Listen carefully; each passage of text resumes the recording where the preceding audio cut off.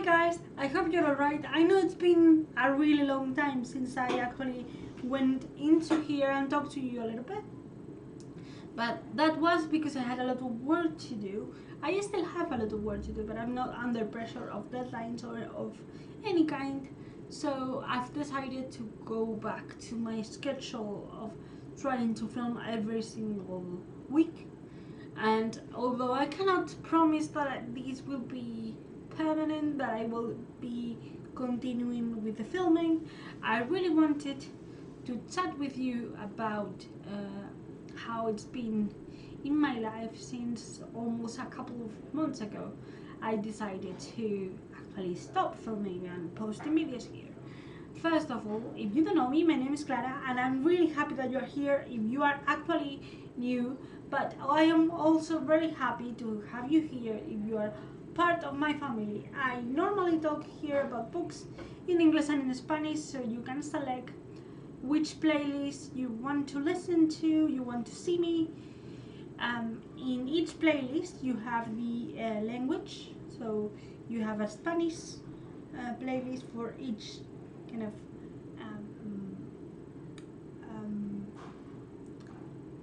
section of the channel. I normally repeat the content that I post, so if I post a review in Spanish, I post the same review in English, changing a few things or highlighting a few different things that are in the previous review that I post. However, this video is going to be special and only available in Spanish, in English. That means that the Spanish version of this video is about a different topic or entirely. So sorry, I'm going to switch this off. Yeah, done. So I'm going to talk to you a little bit about, as I said before, what has been going on with the pandemic. I've been focusing a lot on my work, and my free time is being devoted to books because it was the only way of escapism that I can actually find. I have read a lot in these 2 months. I'm even 11 books ahead of my reading goal in Goodreads. In fact, I decided to upgrade my reading goal because I was very close to getting it, and I decided to try to read 50 books, and I think I can actually manage to do that this year. However, I wanted to talk to you, and I wanted to dedicate this video to highlight the importance of libraries during this time period. Some of you may know that I'm Spanish. If you don't know it by now, you know it now. I'm Spanish, and I've been working and staying at home since March. I'm slowly going outside, meeting friends with all the security measures, of course. However, the first 2 months, 3 months up until June have been very difficult, mainly because of the chaos that was installed in the country when the first hit of the pandemic hit actually the country, and we weren't sure what was going on and how to stop it. So I decided to focus on work and on books, as I said. And one thing that I did was reading books that I had on my Kindle or on my physical personal library at home. But then I get to use my audiobook format service of the library. I am a user of 2 libraries. One set in here in Spain, another one set in my former home back in the UK. So I've been switching from one library to the other, and that format, the audiobook format available in both libraries, has allowed me to discover other authors that I will otherwise not have read, or maybe that I wanted to read but I would have waited a long more time to actually do it. The importance of library, it's quite complicated at this point, because we can actually, normally most of us can actually afford having your own personal library at home. Some of us have several bookcases in the place, so you can have access to several books. However, I have found that going into the library, digital or in person, is a great way to go outside of your comfort zone. This is, in my opinion, that's what libraries do, or at least they do to me. I am a very avid reader for young adult, for classics, for all the stuffs that I love.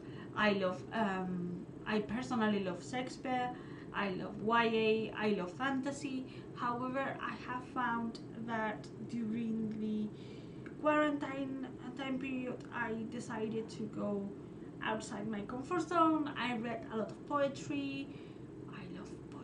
I love Chris Riddle, short collection of poetry that I was able to read during the quarantine thanks to the Brighton and Hove libraries. I adore Erin Morgenstern thanks to my Brighton and Hove library, because they had the Starless Sea audiobook, which was beautifully narrated. If you can actually listen to it in that format, I adore it.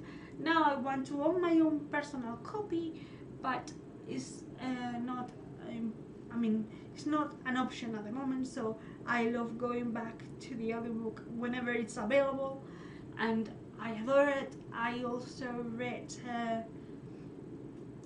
a lot. I recently read Poet in New York, Poeta en Nueva York by Federico García Lorca, this in my Spanish library as an audiobook, and it was great because having dramatized versions of poetry, it gives it more emphasis, more value, I guess, and I love it. What else did I read? Let me check. I've read a lot. I read, let me just check. Oh, I haven't told you, I have started the Lunar Chronicles by Marisa Meyer in audiobook format. I'm listening to Grace at the moment, and I'm in love with the main character. I think it's my favorite so far. I love Thorn. I'm practically in love with Thorn. I listened to The Surface Break by Louise O'Neill, which was a very good discovery. Hard to listen, but it was a really good discovery. Oh, and I read an audiobook format of Me by Elton John. I haven't read biographies or autobiographies, despite having several at home, and I loved having the opportunity to listen to Taron Egerton, the person who actually portrayed Elton John in Rocketman, as well as the Elton John himself narrating his life and acting out his life as if he was talking to you. I think that otherwise, without the library, I wouldn't have ventured into the autobiographical section of literature. I think it's very important to expand your limits on what you read, and of course you must not forget that libraries are a very important and resourceful space where you can find, as I did, you can find solace if you need it, and also for a lot of people it's actually the only way to get access to culture and literature. So this is my little homage to those spaces. I want to thank each and every one of the libraries for having such a wide variety of sections and a wide variety of tools to get to those sections when you cannot go out the house. That's very important. The majority of us, at least here in Spain, and I guess this is worldwide by now, have been suffering a lot, and it was very difficult to find moments of peace, even if you didn't suffer directly the virus or you didn't have anyone sick in your surroundings. It was very draining and very hard to see all that news, all that people suffering, and some of us find a relief in the social activities. But when you cannot do actual social in-person activities, you have to find another ways. Luckily for me, reading has been present from even, I think, from when I wasn't able to read yet. So reading is my escapism format, and I love the idea of having these cultural peacefully places that are able to keep up with the times, so you can still enjoy and have your own time and explore what you like and what you dislike. It's very important that we nurture ourselves, but it's very important to, or even more important, to take care of those who allow us to do that. So if you can contribute at some point with your library, or when all of this is over, if you are thinking of finding a new home for those books that you have read but you decided that you needed more space, thinking about donating to your library, if that's an option that is available in your country, because maybe what you loved can be loved by someone else, and that someone else can be millions if you donate those books to the library. I think those spaces are, for me, they are like sanctuaries. So I think we have to take care of the space and the people who work in the library. This is it. I hope you enjoyed this kind of quick video, and I hope you can tell me which is the books that you have borrowed from the library lately, if you have done so, or if you haven't, which ones would you like to borrow from the library. See you next week. Bye.